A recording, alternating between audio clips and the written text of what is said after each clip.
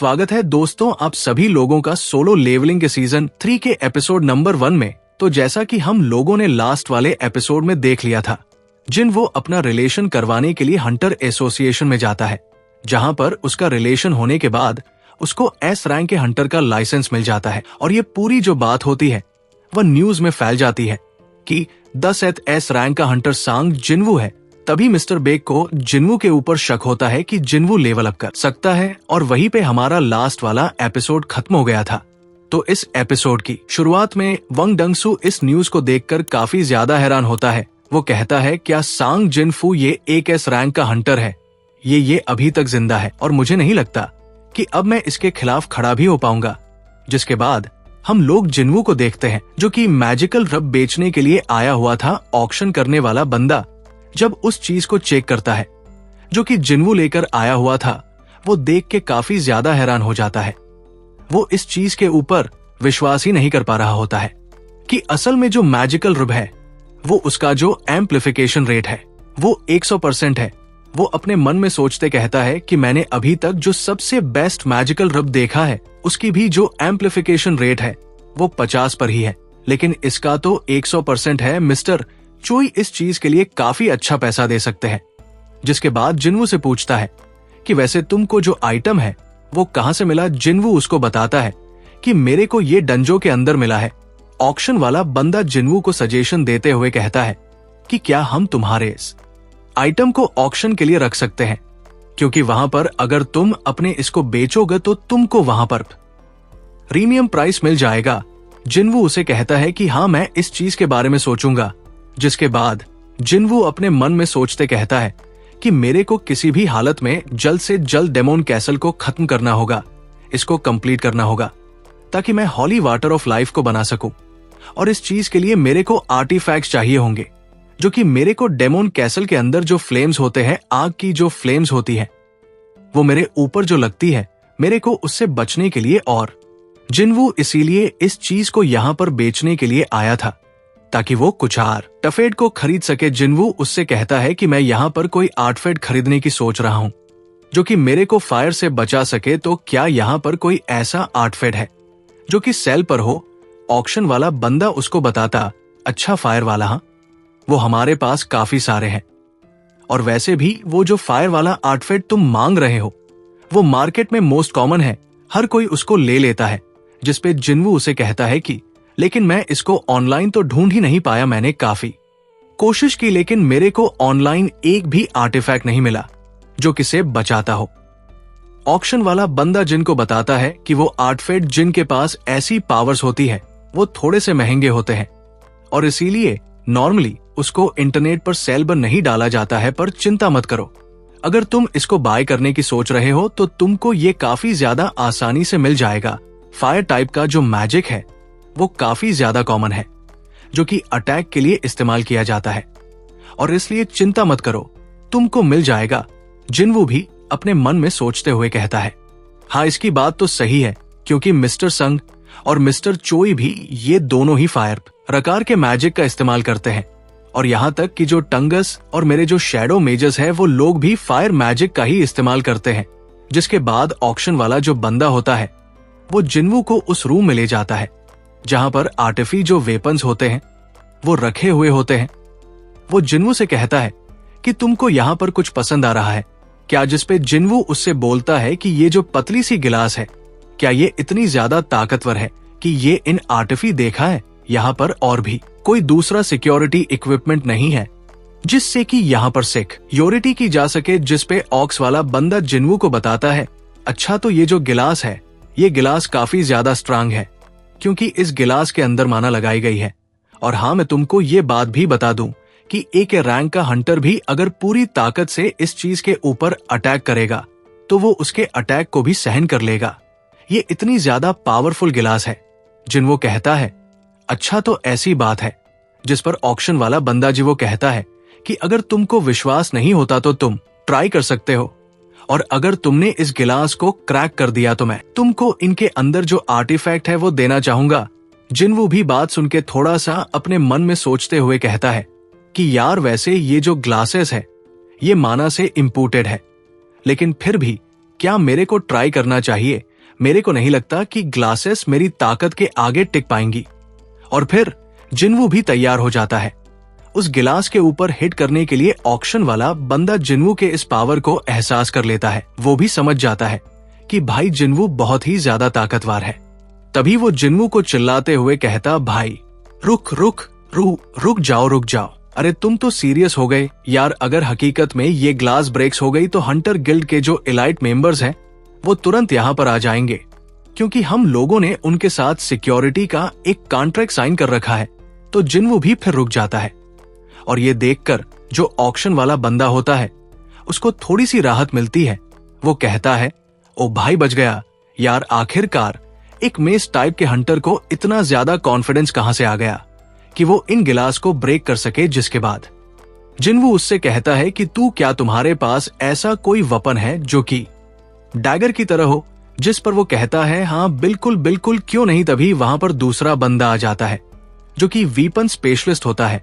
वो जिन्नू का स्वागत करता है और उसे कहता है कि मेरे को आपसे मिलकर अच्छा लगा, चलिए आप मेरे साथ आइए। मैं वीपन स्पेशलिस्ट हूं, मैं आपको सारे वेपन्स दिखाता हूं। और उसके पीछे जो ऑक्शन वाला बंदा होता है उसके राहत मिलते हो कहता, भाई बच गया यार, उसमें क्रैक्स आ गए होते हैं। जिसको देखकर वो बंदा कहता है, ये कब हुआ?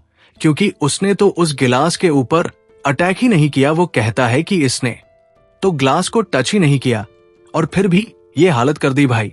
इसने अगर टच कर दिया होता तब तो कुछ और ही काम हो जाता। जिसके बाद जो वीपन स्पेशलिस्ट होता है वो जिन्वू को डैगर दिखाता है। जिन्वू उससे उस डैगर का प्राइस पूछता है, जिस पर वो बंदा बताता है कि ये 30 मिलियन वन का है। जिन्वू अपने मन में सोचते हो कहता है, ये डैगर एक बी रैंक का डैगर है और ये नाइट किलर जो मेरे पास डैगर है उससे भी ज्यादा कमजोर है, लेकिन फिर भी ये काफी ज्यादा महंगा है। जिसके बाद जिन्वू अपना डैगर निकालता है और वो उस वीपन स्पेशलिस्ट से पूछता है कि वैसे ये डैगर कितने रुपए का होगा।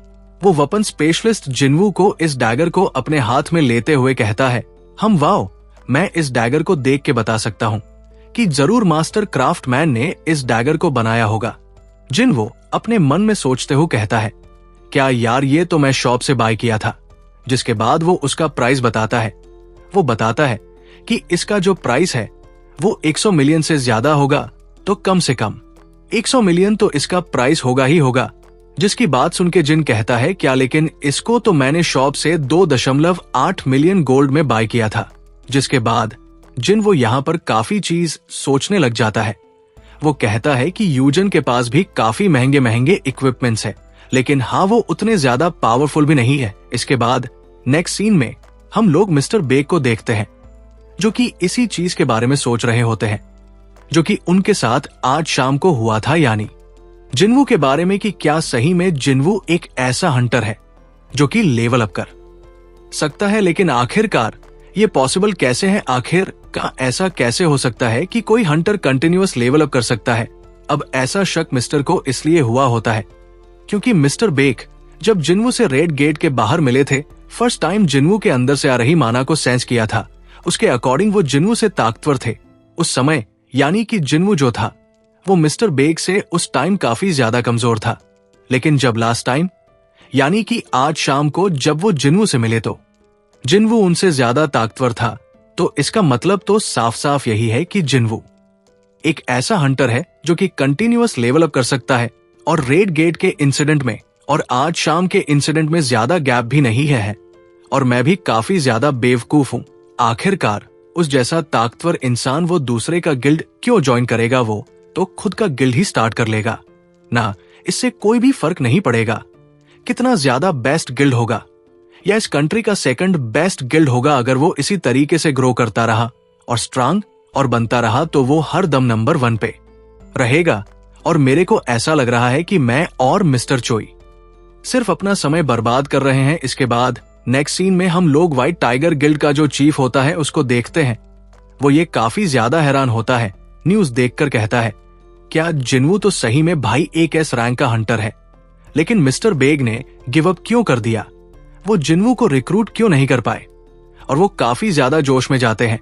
वो कहते हैं जिन्वू के पास जाता हूं और उसको व्हाइट टाइगर गिल्ड को ज्वाइन करने के लिए कन्वेंस कर लेता हूं, तब तो मजा ही आ। जाएगा, जिसके बाद वो लोग जिन्वू के घर के आगे पहुंच जाते हैं, जहां पर जाने के बाद वो देखते क्या तो असल में यहाँ पर जिन्वू के घर के आगे पहले से काफी सारे रिपोर्टर्स ने भीड़ लगा दी होती है, जो कि जिन्वू की फोटोज लेना चाहते हैं, जिन्वू से इंटरव्यू करना चाहते हैं, बात करना चाहते हैं। और जब व्हाइट टाइगर ग्रिड का चीफ वहां पे पहुंचता है, वो कहता है, क्या यहाँ पर तो पहले से कैंप लग रखा है। भाई जिन्वू की सिस्टर अपनी बिल्डिंग की खिड़की में से बाहर का नजारा देखती है। वो कहते हैं, वाओ, जिन्वू रिपोर्टर्स तो अभी भी हमारी बिल्डिंग के बाहर है। और जैसे ही रिपोर्टर्स ऊपर देखते हैं तो फटाफट वहां पर फोटो खींचने लग जाते हैं। तो जिन्वू की बहन फटाफट छिप जाती है। जिन्वू अपनी सिस्टर से कहता है कि मेरे को लगता है कि मेरे को नीचे जाकर उन लोगों से बात करनी चाहिए, पर जिन्वू की सिस्टर उसको साफ साफ मना कर देती है कि ऑलरेडी ही इंटरनेट पर तुम्हारे खिलाफ काफी सारे हेड कमेंट्स आ रहे हैं, तो मेरे को नहीं लगता है कि तुमको जलती हुई आग में घी डालना चाहिए। जिन्वू कहता है, क्या हेड कमेंट? तो क्या असल में मेरे को हेड कमेंट्स मिलने भी चाहिए?